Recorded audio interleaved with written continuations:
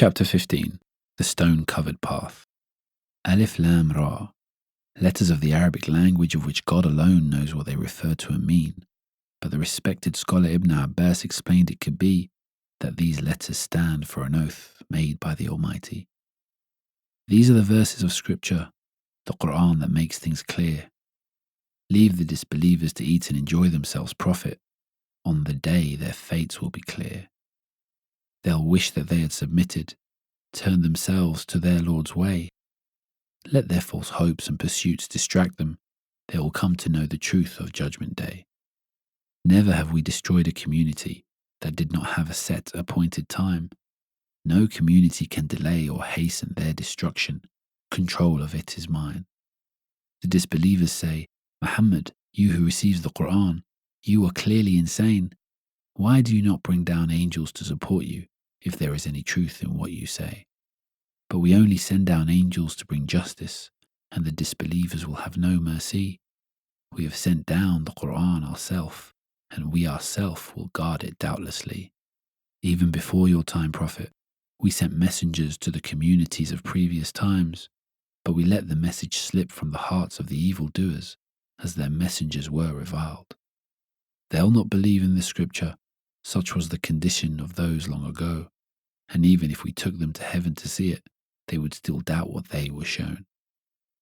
They would simply say we must be hallucinating, or truly we are bewitched. Leave the disbelievers to say what they will of revelation. They will soon be confronted with it. We have set the constellations up in the sky, and made them a thing of beauty, and protected them from accursed devils who tried to listen in, and ward them off with meteors for all to see. And as for the earth, we spread it out, and placed firm mountains on it, and made everything grow, and measured out all the quantities of all the things that would be in it. We have provided sustenance therein, for you and for your creatures that you could not sustain. There is no thing on earth which we are not the provider for. We provide again and again. We send it down in a well-proportioned way. We send the wind and the rain from the clouds. You do not control its sources. It is us who brings the water down. It is we who gives life and death, and we who will inherit everything, and all will be returned to us. We know the first of you and the last of you, and everything in between. Prophet, it is your Lord who will gather them all. He is all-knowing, he is all-wise. We created man from dark mud, which became clay when dried. The jinn were created before, from the fire of scorching wind, and God informed the angels of Adam's creation and said, I have fashioned him. I have breathed into him from my own spirit, so bow to him in respect. But Iblis refused to do so. He became haughty and arrogant. And God said, Iblis, why did you not bow down like the others have done? And Iblis said, I will not bow down to what was made of dried clay, from dark mud, this mortal one. So God said, Get out of here, you are an outcast, rejected until Judgment Day. And Iblis said, My Lord, give me respite from your punishment, that will surely come my way. And so God said, I will give you respite until the appointed time indeed. And Iblis said, Because you have put me in the wrong, I will lie for each man constantly. I will lure mankind and make them stray from your guidance, except those devoted to you. And God said, Devotion is the straight path that leads to me. To such devoted servants there is nothing you can do. You'll only be able to lead astray those who are wrongdoers. They will follow you. Hell is the place that will be home for them, with 7 gates from which to enter. Each gate has a set number of sinners that it is due. But the righteous will enter the garden and be told, Enter in safety and in peace. And we shall remove all illnesses from their hearts. They'll be like brothers, one community. They will sit on raised couches face to face. They will never tire or ever leave. Prophet, tell my servants I am forgiving and merciful, but that my punishment is truly painful indeed. Tell the people 2 of Abraham's guests. They came to him and they said peace, but Abraham was afraid of them, as he offered them food, but they did not eat. And in this time it was known that taking food from your host meant you intended them no harm. But Abraham did not realize that they were angels who did not need food, and so he became alarmed. But the angels said, "Do not be afraid. We have come to bring you news of a son who will be wise indeed." But Abraham said, "How can you tell me such a thing will happen when old age has come upon me?" "This is very strange news," he said. But the angels answered him plainly, "Truly, we have brought you the truth, so do not despair or doubt in what we say." And Abraham said, "Only the misguided would despair of God's mercy. Only they would feel that way." And Abraham asked, "On what mission have you been sent?" And they replied, "We are being sent to a guilty town to bring upon them great punishment. But we decreed we would save the household of Lot, our servant, except for his wife, the hypocrite. She will stay amongst the evildoers, as she tried to help them with the sins they wished to commit." When the messenger angels went to the house of Lot, he was surprised, saying, "I do not know of you, but my guests, I wish I could keep you safe in my house, but from the evil people in this town I cannot protect you." They said, "We are messengers from your Lord, bringing this town the punishment they denied. We bring the truth, so heed our words. Leave with your family in the dead of night. Take your daughters, stay behind them, ensure none of them looks back towards the town. Go to where you've been commanded to go, ensure none of your daughters turns around." We allowed the angels to tell him his people's fate, that by the morning they would be destroyed. And soon after they had told Lot of this, the townspeople came to Lot's house annoyed. They demanded that the young men in his house be handed over to them, but they were referring to the messenger angels who'd taken the form of beautiful men. But Lut went out and told them, "These people are my guests. Do not humiliate me by doing what you intend to do," as they intended to commit sins with the guests that Lot had spoken to.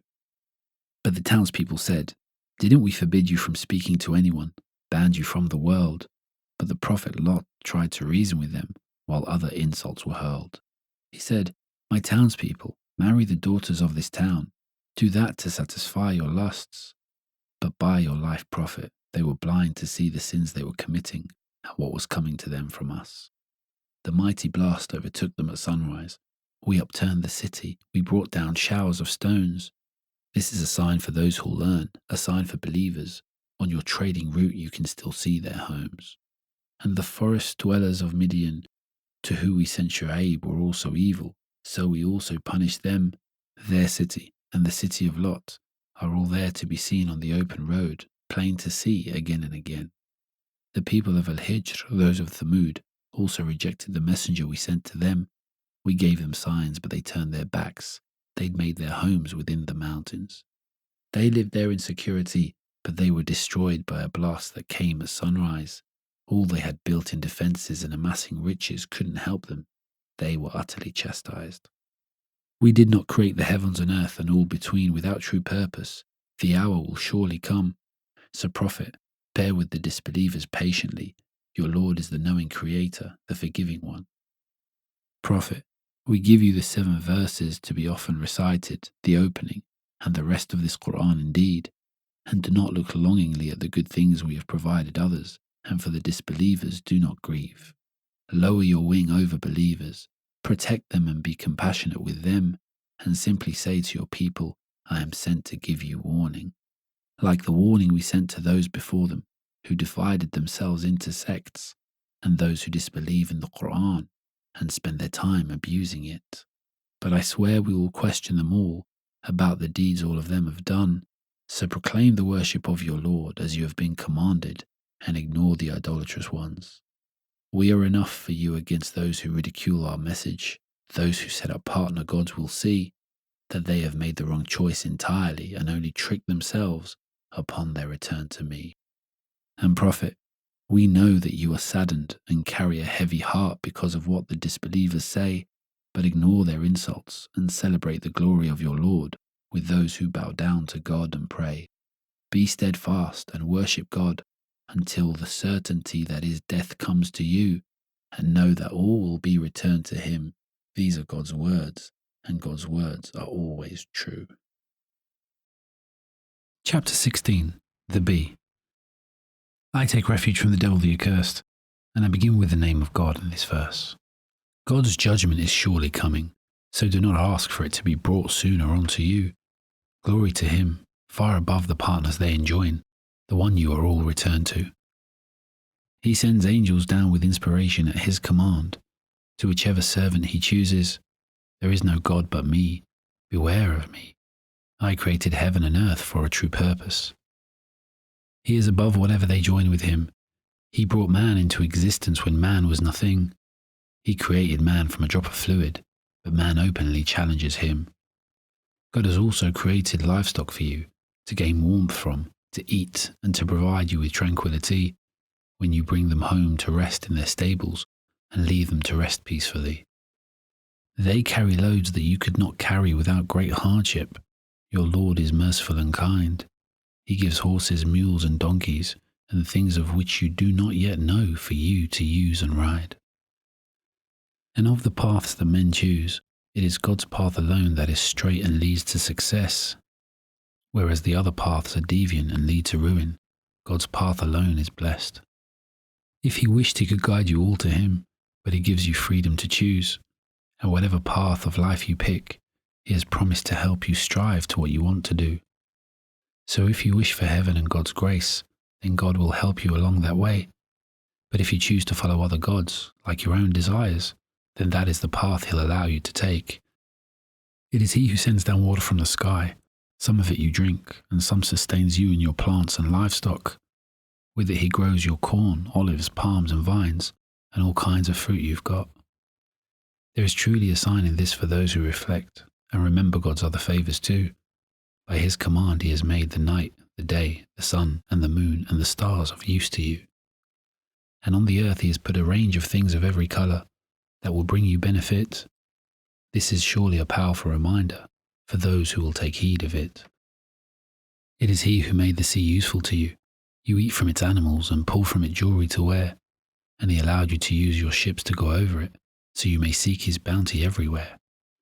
He has made the mountains stand firm on earth, to prevent the earth from shaking under you, and made rivers and paths so you may find your way, and give you stars to guide you to. Can he, the creator of all of this, be compared to some other thing that cannot create? Why do you not take heed of this reminder before it is too late? If you try to count all the blessings you've been given, you could never take them all in. God knows what you conceal and what you reveal. He is most merciful and forgiving. Those that the disbelievers call on beside God create nothing. They themselves are created. Their idols are dead, inanimate things, and they have no knowledge of when they'll be resurrected. Your God is the one true God, and as for those who deny the life to come, they are the ones whose hearts refuse to admit the truth. They turn away and become arrogant. There is no doubt that God knows what they conceal and what they reveal. He does not love arrogant folk. And when they're asked what they think of the Qur'an, they say, "These are simply ancient stories we are being told." On the day of resurrection they'll bear the full burden of their own sins, and some more besides, as they will carry some of the sins of those they led astray, as they had no true knowledge of any kind. How terrible will that burden be? And those who came before them also acted arrogant and schemed. But God brought down the very foundations of what they'd built. He destroyed them utterly. As was literally the case with evil Nimrod, who set himself as a rival to the Lord. He built a tower, but God made its roof collapse on them. They were completely in awe. When it comes to the day of resurrection, God will shame the disbelievers and he will say, "Where are the partners that you claimed I had?" And they will not be able to bring them forth in any way. And the angels will add, "O disbelievers, shame and misery is all you have on this terrible day." And when the angels take the disbelievers' souls, the wrongdoers plead, "We did not do evil, we weren't astray." But the angels reply, "Indeed you did. God knows full well what you have done. So you will enter into hell and remain in there. That is the home of the evil, arrogant ones." But when the righteous are asked what they think of the Qur'an, they say God has sent good indeed. There's reward in this life for those who do good, but in the next life they will be rewarded immeasurably. Their reward is truly excellent. They will enter eternal gardens graced with flowing streams, and there they will have all they wish for, and remain there for all of eternity. This is the way God rewards the righteous, those who when the angels take their souls say to them, "Peace be upon you, you will have your reward for your belief in good deeds. You will have the garden." Are the disbelievers waiting for any other end to come, than the angels who will take their souls? Are they prepared to be taken to their Lord on the day he has full control? Those before them acted like them. They ignored their messengers and called their warnings a lie. So God destroyed them, but did not wrong them. They wronged themselves. They had the chance to put things right. So the evil acts they did came back around on them again. The punishment they mocked came down and surely overtook them. And those who worship other than God say, if God had wished, we'd worship no other than him. Neither would our forefathers have, so our actions must have God's blessing. He does not stop us from doing it, so he must be glad we gave him partners too. Those before them also uttered such lies, but the messengers come with the truth. Are the messengers obliged to do anything but deliver the message and to give it clearly? They say worship God alone, shun the idols, and we sent a messenger to every community. And of those who've heard the message, some chose to be guided, but some chose misguidance indeed. So travel through the earth and see the fate of those who denied the truth and ignored me. Prophet, you may be keen to guide the disbelievers, but God does not guide those who lead others astray, nor will they have any other person to help them in any way. They have sworn by God with their strongest oath that God will not raise the dead to life once more, but it is God's binding promise, though most do not realize it. The resurrection will come about for sure. On that day he will make clear the things they differed about, and show them the truth of what they denied. But it will be too late then for them to change their ways, because they chose to be ignorant in the earthly life. When we will a thing to happen, we simply say be, and that thing comes about. And those who emigrated in God's way after being wronged should know we bring good things to the devout. We shall give them good homes in this life, but the reward of the hereafter will be far greater indeed. They are the ones who are steadfast and put their trust in their Lord. They have full faith in the Almighty. Prophet, all the messengers we sent before you were simply men to whom we had given revelation to. You can ask those with knowledge of the messengers, if no knowledge of them is with you.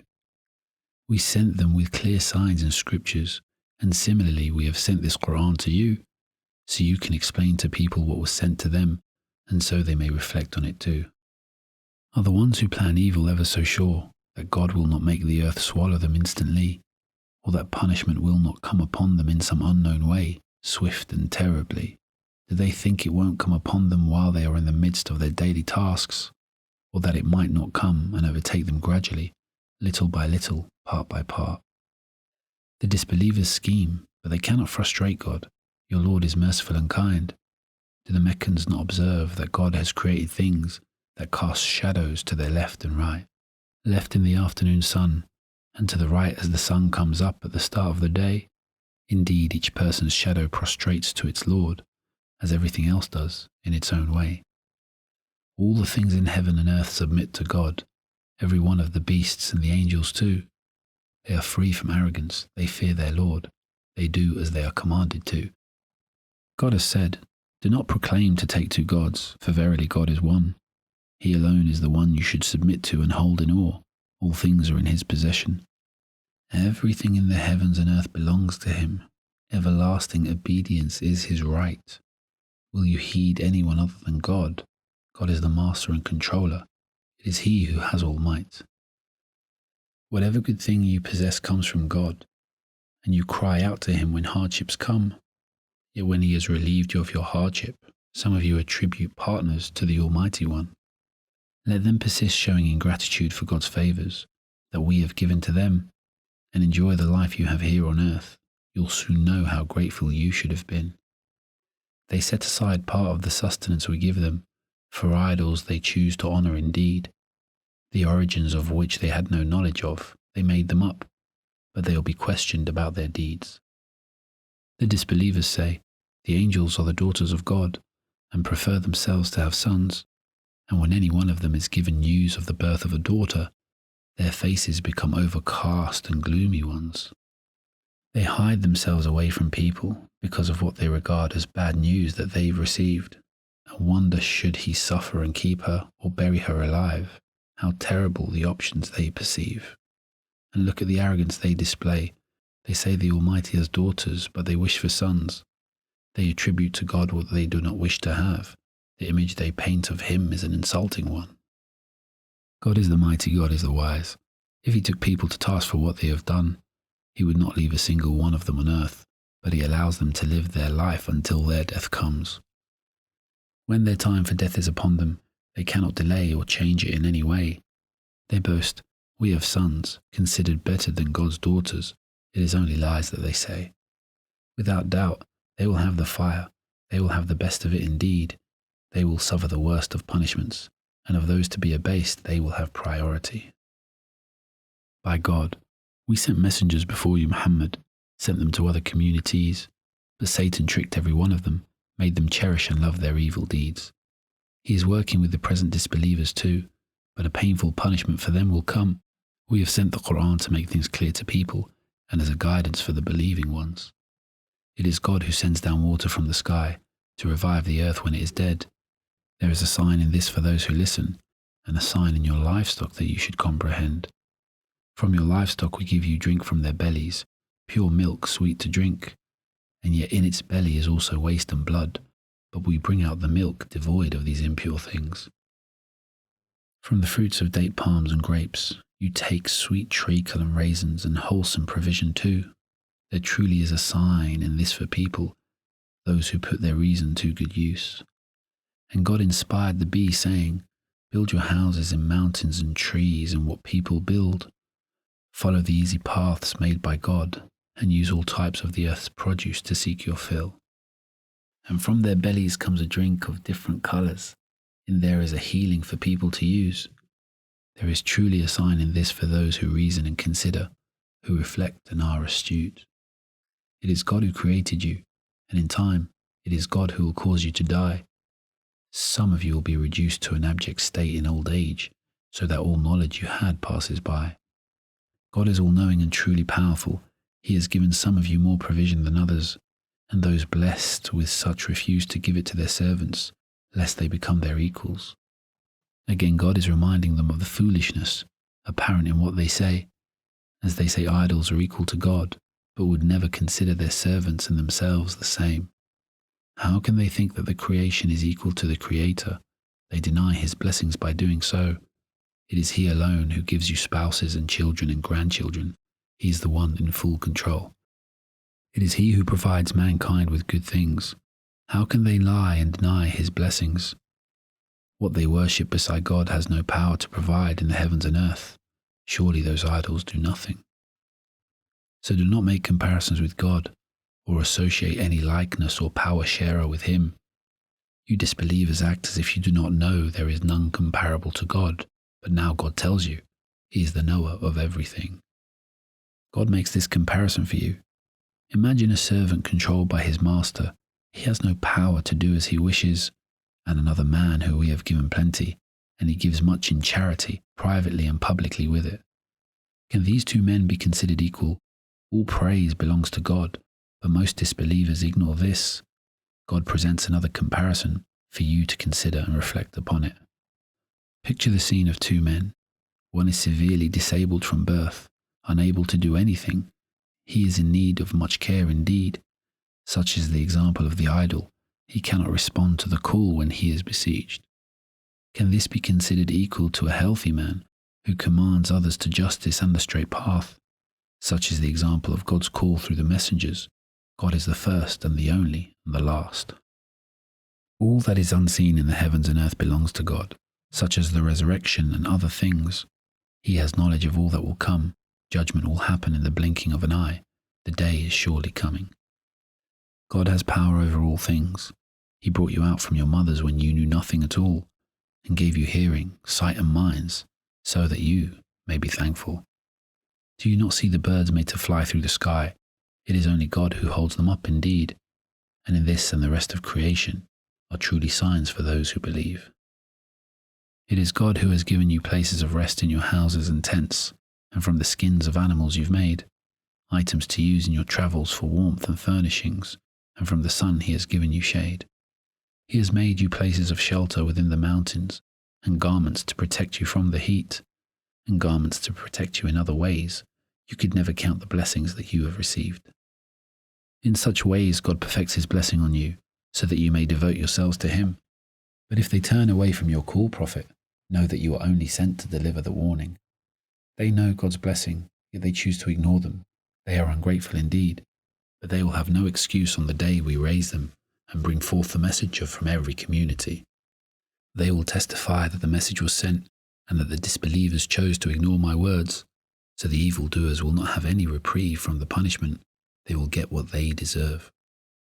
On the day the disbelievers will see the idols they worshipped and try to shift the blame of disbelief onto them, saying, Lord, these are the idols that we worshipped. It is their fault. They should be condemned. But the idols will say, no, they are liars. O Lord, we worship you.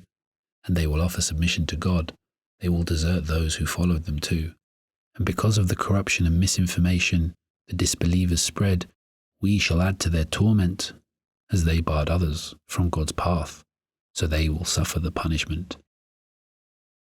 On the day we raise each community's witness to testify that God's message was brought to that community, we shall bring you, Prophet, as a witness against the Meccans, stating you gave them the message clearly. We have given you the Qur'an as a clear explanation between what is lawfully wrong and right, and as a guide and a mercy and good news to those who submit to God and wish to receive heaven's delights. God commands you to justice, doing good deeds, and that towards others you act generously, and He forbids you from what is shameful and oppressive, and from deeds that are blameworthy. God teaches you so that you may take heed, fulfill any pledge you make in God's name indeed, and do not break an oath after you have sworn it, for you have made God your surety. God knows everything you do. Do not use your oaths to deceive and lie. Do not be like the one who spins a thread and then frays it, making it become untied. Do not go back on the oaths you make with one group to move to a more powerful group indeed. God tests you with such a situation, and on the day, you will have to explain yourself to the Almighty.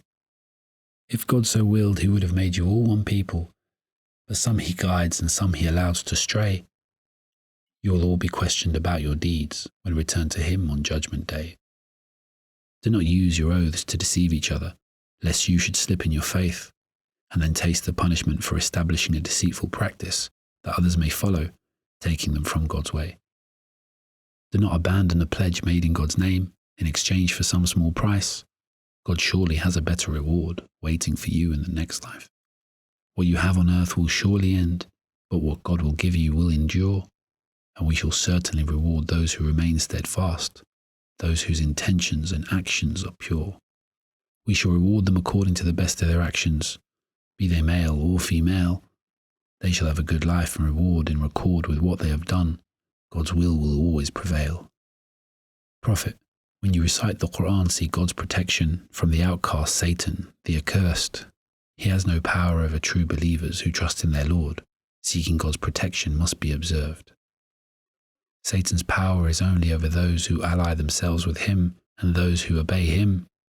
They are the ones who join partners with God, and they'll be judged for it when returned to their Lord again. Prophet, when we substitute one revelation for another, we know best what we abrogate. We know best what should be revealed and in what manner for servants to achieve the best of states. But when we abrogate, the disbelievers say you are fabricating all these things. But they have no knowledge of what we reveal, Muhammad. Tell him it is Gabriel that brings the revelation of the Qur'an down to you, step by step from your Lord the Almighty, to strengthen the believers and give good news to the devout believers who act rightly. We know well what they say of you in Revelation. They say it is another man that teaches him, but the language that the person speaks is not the Arabic of this Qur'an. The language he uses is foreign. If people do not believe in God's revelation, God does not guide them. Punishment will come to them. Fabrications only come from those who are liars. They do not believe in God's revelation. Those who reject God after believing in Him and open their hearts to disbelief will have the wrath of God fall on them, and they will suffer a grievous punishment from which they will never leave. Not so the ones who are forced to say they do not believe, but their hearts remain firm and true. But disbelievers prefer the life of this world more than the one to come. For them punishment is due. God does not guide those who reject Him. Their hearts, hearing and sight have been closed off by Him, and this has come about as God has said, He will lead each soul along the path of freedom or disbelief it has taken. If He wished, He could guide you all to Him, but He gives you the freedom to choose. And whatever path of life you pick, He has promised to help you strive to what you want to do. So if you wish for heaven and God's grace, then God will help you along that way. But if you choose to follow other gods like your own desires, then that is the path He'll allow you to take. Those who reject are surely heedless. They will surely be the losers in the life to come. But to those persecuted and forced from their homes who remain steadfast, God is the most merciful and forgiving one.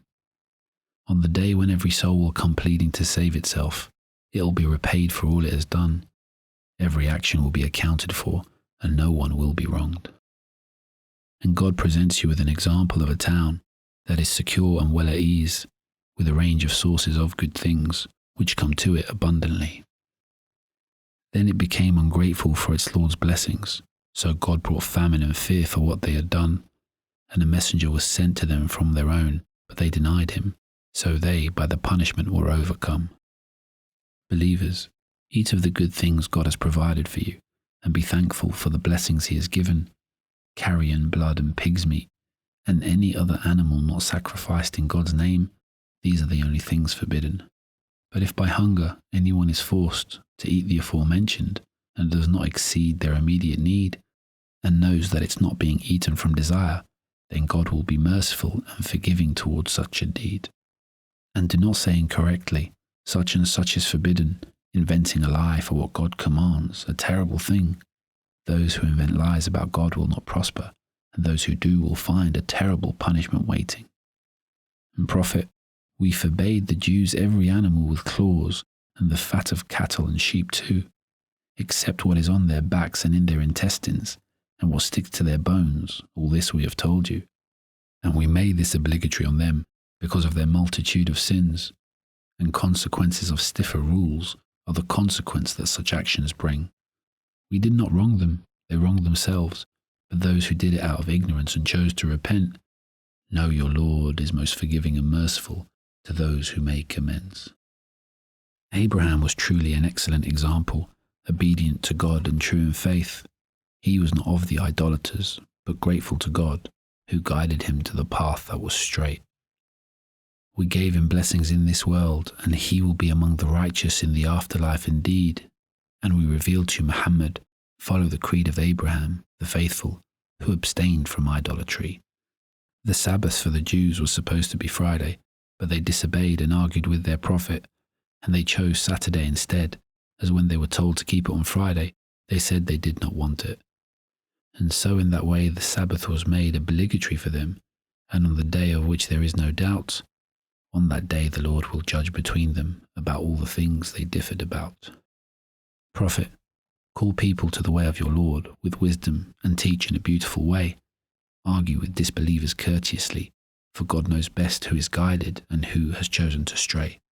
If you believers respond to an attack, make your response proportionate, but it is best to stand fast.